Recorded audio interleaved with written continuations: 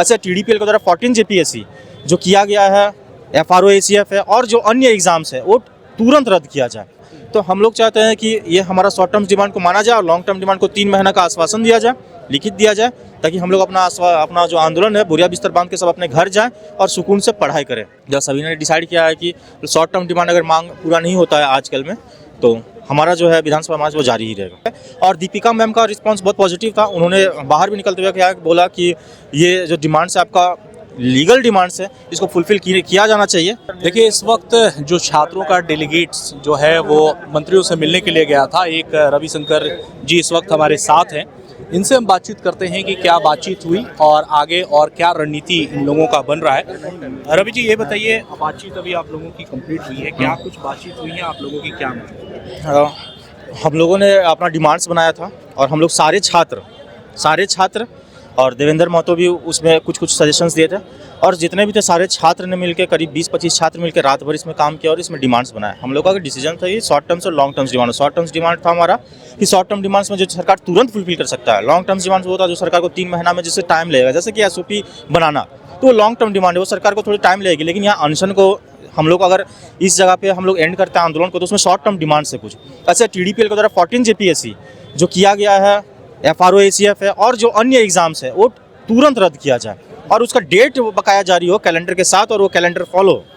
उसके बाद 11 to 13 JPSC में जिन्होंने उसे SOP के इधर कॉपी काटा, उन्होंने हम लोगों को जजमेंट से लेकर के FIR कॉपी सारा कुछ उन्होंने दे दिया। इनफैक्ट हम लोग SOP भी उन्होंने प्रोवाइड करवा दिया और उन्होंने डिस्कस किया हम लोग से उसमें क्या क्या विसंगतियाँ हैं। उन्होंने देखा, उन्होंने आश्चर्य भी बताया, उन्होंने बोला कि हम लोग इस पर जाँच करेंगे, क्योंकि 11 to 13 JPSC में SOP के विरुद्ध कॉपी काटा गया है और डिजिटल टेम्परिंग उसमें इतना मास मात्रा पे हुआ है कि हम लोगों ने बोला कि सर आप उसका लॉग मंगा लीजिए।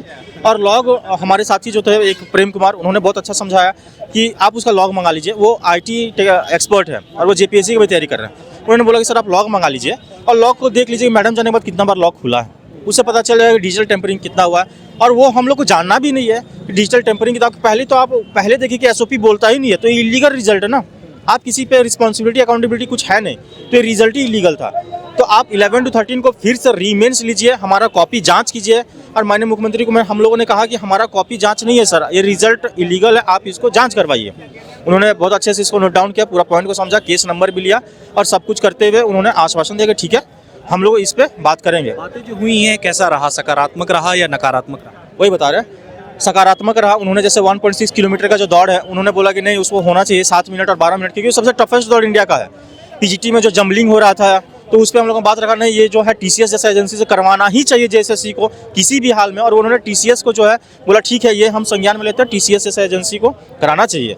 उसके बाद उन्होंने हम लोगों ने बहुत सारा मुद्दा रखा, आशु लिपि का रखा जो कैंसिल हो गया, LDC का रखा, ये सब को रखा। उन्होंने सारे को नोट डाउन किया और सारे पे एक अगर इसका क्रक्स बताएं तो उन्होंने बोला कि ठीक है हम लोग जल्द से जल्द इसमें सुनेंगे।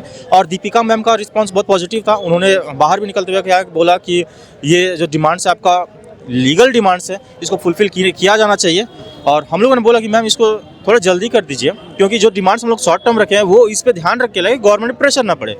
तो हम लोगों ने वो शॉर्ट टर्म्स डिमांड रखा और हम आग्रह करना चाहेंगे गवर्नमेंट से कि शॉर्ट टर्म्स डिमांड को एटलीस्ट वो पूरा कर दें, ताकि हम लोग जो है इतने सारे स्टूडेंट जो बरसात में भी टिके हुए हैं वो इस आंदोलन को समाप्त कर सके, पढ़ाई में लगे। क्योंकि स्टूडेंट का काम है, देश का भविष्य है स्टूडेंट। अब वो भी आंदोलन कर रहा होगा स्टूडेंट, तो फिर हमको लगता है कहीं ना कहीं हमारा राज्य पीछे ही जाएगा। तो हम लोग चाहते हैं कि ये हमारा शॉर्ट टर्म डिमांड को माना जाए और लॉन्ग टर्म डिमांड को 3 महीना का आश्वासन दिया जाए, लिखित दिया जाए, ताकि हम लोग अपना जो आंदोलन है बोरिया बिस्तर बांध के सब अपने घर जाएं और सुकून से पढ़ाई करें। सबसे बड़ा सवाल जो ये आ रहा है कि 10 तारीख को जो विधानसभा का मार्च है उसको कैसे कर रहे हैं आप लोग, वो जारी रहेगा या फिर उसको खत्म करेंगे? एग्जैक्टली वो जारी ही रहेगा। 10 तारीख का जो विधानसभा मार्च है, जब तक मांगे नहीं पूरा किया जाता है। जब सभी ने डिसाइड किया है कि शॉर्ट टर्म डिमांड अगर मांग पूरा नहीं होता है आजकल में, तो हमारा जो है विधानसभा मार्च वो जारी ही रहेगा। बहुत बहुत शुक्रिया, बहुत बहुत धन्यवाद। साफ तौर पर देखिए कि जो डेलीगेट्स इस वक्त मुलाकात करके आए हैं उन्होंने कहा कि सरकार से हमारी बातचीत जो है वो पूरी तरह से सकारात्मक रही है। सरकार के जितने भी मंत्री वहां पर मौजूद थे उस बैठक में इन छात्रों के साथ बातचीत करने के लिए, उन तमाम लोगों ने इन लोगों की बात सुनी है और इन लोगों ने भी अपने तरफ से एक शॉर्ट टर्म जो मांगे हैं वो उन लोगों के सामने रखी है। लेकिन सबसे बड़ा सवाल जो निकल के आ रहा है कि 10 तारीख को जो एक विधानसभा का मार्च होना है जिसमें 50,000 से अधिक छात्र जो हैं वो जुटेंगे, और ऐसे में अब देखना होगा कि मात्र 2 दिनों का समय यहाँ पर बचा हुआ है। इन 2 दिनों के समय में सरकार जो है वो किस तरह से इनकी बातों को मानती है, या फिर 10 तारीख को जो महाआंदोलन है, महाधरना जो है, महाप्रदर्शन जो है वो होना, तो इन लोगों ने कहा है कि जब तक मांगे नहीं होती है तब तक तय जो है वो अपने निर्धारित समय पर होगा। सहयोगी रोहन के साथ मैं देवाशीष कुमार, न्यूज़ 11 डिजिटल, रांची। हर इंसान का सपना एक घर हो अपना। आशियाना मार्केटिंग एंड कंस्ट्रक्शन करेगा आपका सपना पूरा। उगना एनक्लेव में बनाए अपने सपनों का आशियाना। आज ही बुकिंग कराएं अपने सपनों का आशियाना। आशियाना उगना एनक्लेव,